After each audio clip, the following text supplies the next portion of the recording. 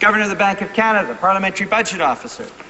Many economists agree we're in a slowdown. The StatsCan figures from the month of October, the Conservatives can deny, but they have been disastrous. There is no other way to put it.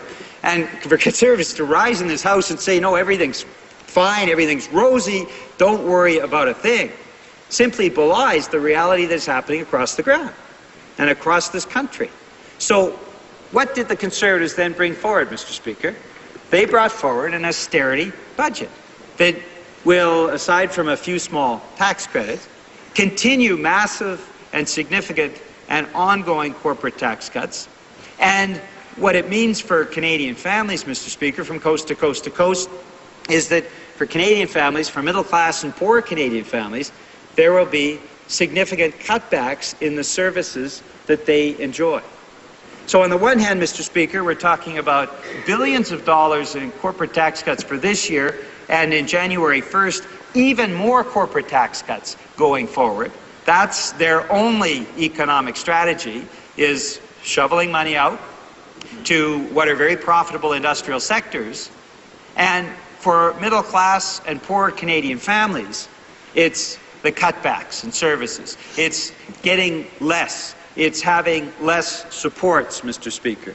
Whether you can talk about a whole range of things, but the reality is, it's an austerity budget. Now, was that appropriate last spring, Mr. Speaker? I don't think so. The government promised that they would be listening to Canadians. It is profoundly inappropriate in the fall as we go through a profound economic shutdown with the loss of tens of thousands of jobs, for then the government to say, well, no, that's quite all right. We're just going to continue and give more corporate tax cut spending. We're going to spend another $4 billion on January 1st, but we're not going to address the fundamentals underlying the Canadian economy, Mr. Speaker. Nothing in this budget does that.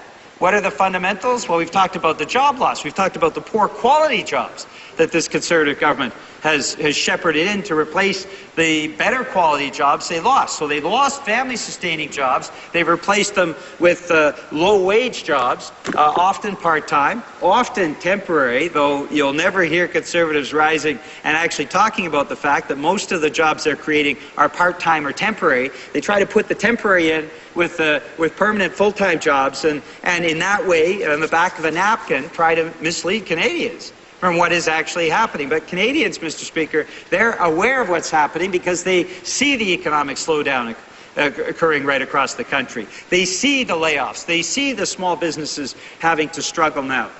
And in British Columbia, I can tell you, Mr. Speaker, one of the biggest problems that our small business sector has had to contend with over the last few months was the HST imposed by this Conservative government on British Columbians. And thankfully, Mr. Speaker, British Columbians rejected handily the HST in the summer referendum that we forced. And thankfully for that, Mr. Speaker, because this was just another nail in the coffin for the BC economy, the HST imposed by Conservatives.